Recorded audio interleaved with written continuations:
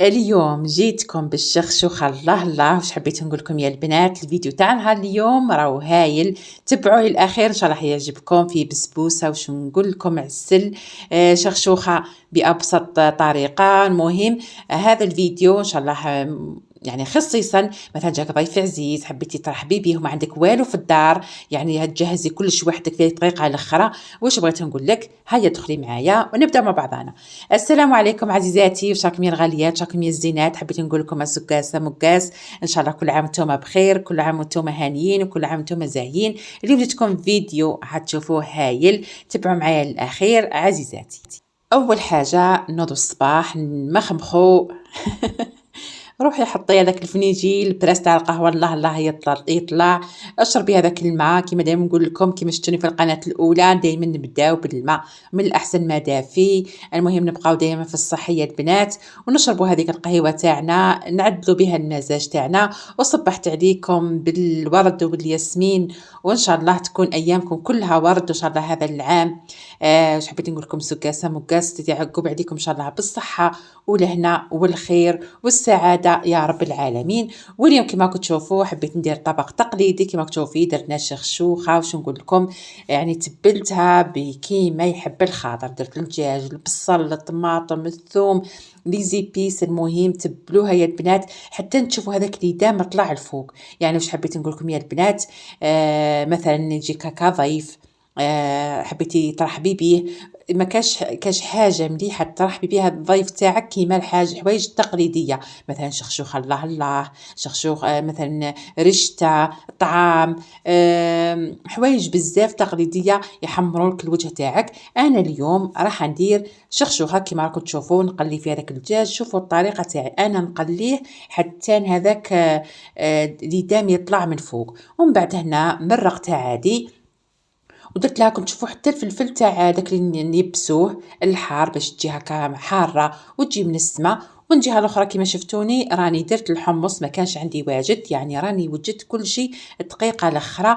هاكم كما كنتوا تشوفوا دوك راني نمرق نقفل عليها، وراح نزيد درت هنايا الحمص وديروا البطاطا. كما تعرفوا دائما الشخشوخه ندير لها الحمص والبطاطا فقط، وما على باليش الثقافات الاخرين ما على واش حديروا فيها. المهم انا هكا ندير الطبق تاعي تقليدي تاع الشخشوخه، ومن بعد نخلي الدجاج تاعي يطيب ونغطي عليها ونخليها الطيب. وكما تعرفوا دائما المرق تاع الشخشوخه رانا نديروا فيه الزبيب ونديروا فيه حتى مغرف تاع السكر.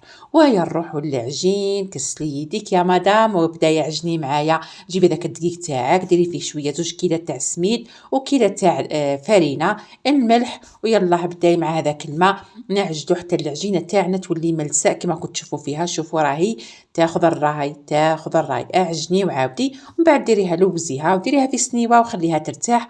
وروحي هنايا نديرو هذاك المسمن، يلا الطاجين والزيت ديري وديري وحده فوق خوتها حتى تكملي. هاكم تشوفوا يا البنات انا هكا ندير المركب تاعي نديرو كيما هكذا. والحميصه هذه يعني هذا ما باش كيفاه جا هنا هذا المقطع، هذا المرق تاعي راهو طاب الله باليدام تاعو الفوق. وهنا ما عنديش حتى حاجه موجدتها في الدار، مالا قلت واش يسلكها مثلا يجيك ضيف هكا وكاين الاولاد ولا نديرو هكا حاجه. القهوه تاع العشيه انا درت مادلان واش نقول لكم هايل، يعني درته بطريقه بسيطه بزاف، شويه تاع كاكاو شويه تاع بيض فرينه خميره شويه زيت شويه سكر، وانا درتو هكا في بوش باش هكا تكون الخدمه تاعنا نظيفه. ودرتو في المول تاع المادلان، وها زينتهم بحوايج بفيرميسيل فقط. حبيتي تخليه يطيب ديروا الشوكولا من فوق وبعد تزيني باش حبيتي. المهم اي حاجه بسيطه هذا مكان وحطيه يطيب. يعني حبيت نقول لكم يعني تديو افكار، يعني مثلا كما انا في هذا اليوم ما كنت موجده حتى حاجه، مثلا يجيك ضيف هكا يلا تنوضي تبداي. انا الشخشوخه للامانه درتها في الليل والصباح درت غير المرق، وبديت نوجد في الحوايج تاعي تاع قهوه العشيه. راح تكون يعني ما يجيكش النهار متعب وما يجيكش طويل. ودرت واحد البسبوسه يا البنات راني مش حنديرها لكم يعني هنا بالتفصيل، حنديرها في فيديو وحده باش تشوفوها.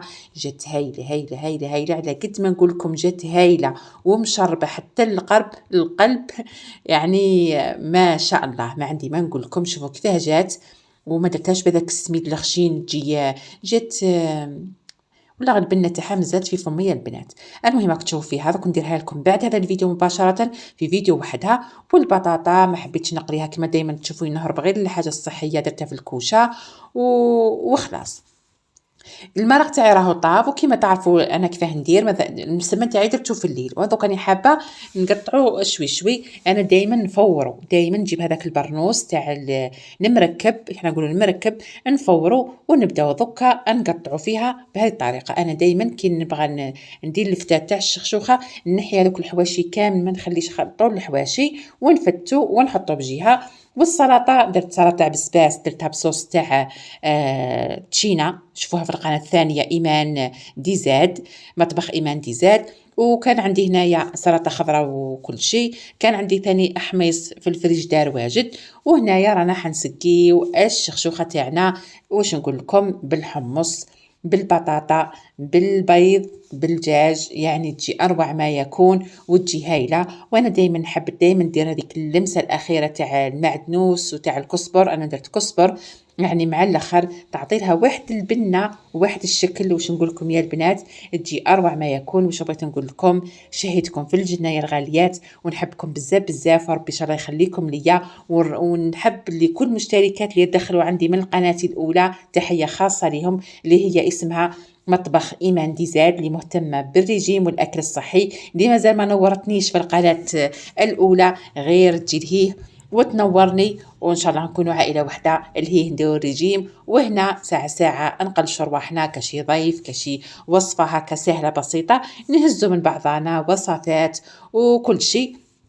وماذا بيا كل واحدة تدخل القناة تخلي لي لايك وتخلي لي تعليق، يعني واش بغات تسألني أي سؤال ولا تحوس أي لا أي حاجة، راني في الخدمة. وما قدرتش نزين لكم الطابلة ولا نوجد الطابلة لأنه ما قدرتش نصور صراحة، يعني حطيتهم هكذا برك وصورت لكم غير شوية. المهم الطاولة ما قدرتش نجهزها أمام ضيوفي. واش حبيت نقول لكم يا الغاليات، يعني طبق بسيط يعني بصح قيمته عالية بزاف، ويعني ويشرف. واش بغيت نقول لكم، مع السلامة في فيديو قادم إن شاء الله، ونحبكم بزاف.